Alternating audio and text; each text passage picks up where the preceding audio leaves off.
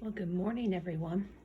I thought I would just make a really quick video on how to take better photos of your artworks to submit for your progress checks.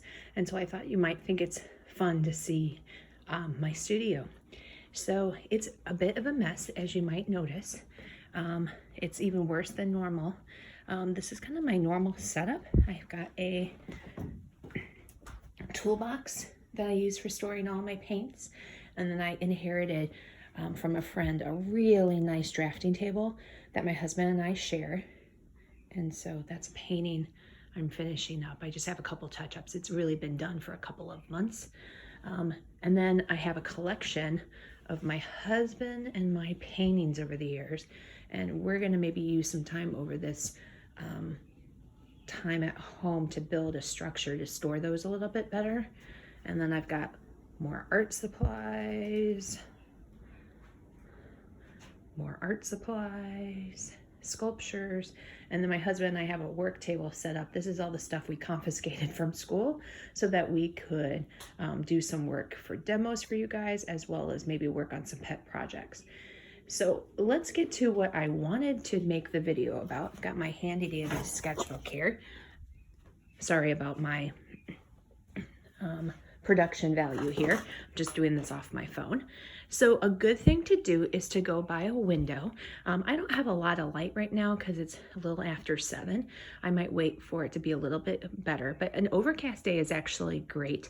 But you want to position your artwork next to an open window.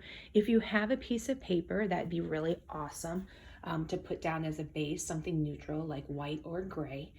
This is just a giant sheet of newsprint. It's 18 by 24.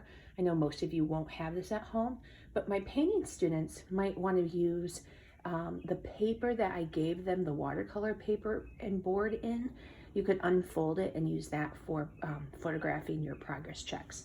So what I'm going to do is I'm going to go ahead and open up my sketchbook and place it on the paper. And so let's just try to find something. That's all my receipts from shopping. Okay, so I was making this doodle in a workshop. Let's use this one as an example. Or, no, never mind. Let's go, actually, yeah, let's use the doodle. That's good stuff. Okay, so what I'm gonna do is try to flatten this as best I can. And then what I'm gonna do is I'm gonna stand over it. You wanna be really conscious to put your phone, or if you're using Chromebook, which will be faster for uploading, put it in tablet mode. So fold it so the screen is backwards and use the opposite camera if it works. And make sure that your object isn't crooked. So you want to make it nice and straight. You can go as close as you can to it, but what you want to make sure is that you're not getting like shadows on your artwork. So if you see a shadow of yourself, step back, because what will be better to do is make it as straight as possible, right? And fill the frame as much as possible. But you want to snap the photo, which I can't do on the video. So let's go click. And then I can go in and crop that photo before I upload. So I'm not sure how well that works on your Chromebooks to crop it, but I know that if you go to the pencil mode, most of the time you're able to crop the image. Often I download it.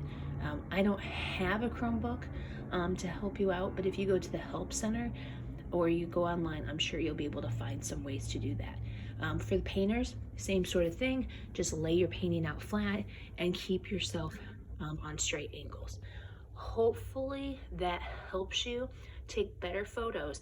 A lot of the ones I saw yesterday were kind of hard to see. It was really dark and they were crooked and I couldn't really make out some of the artworks. So if you could try to do this, hopefully we'll have a little bit more success.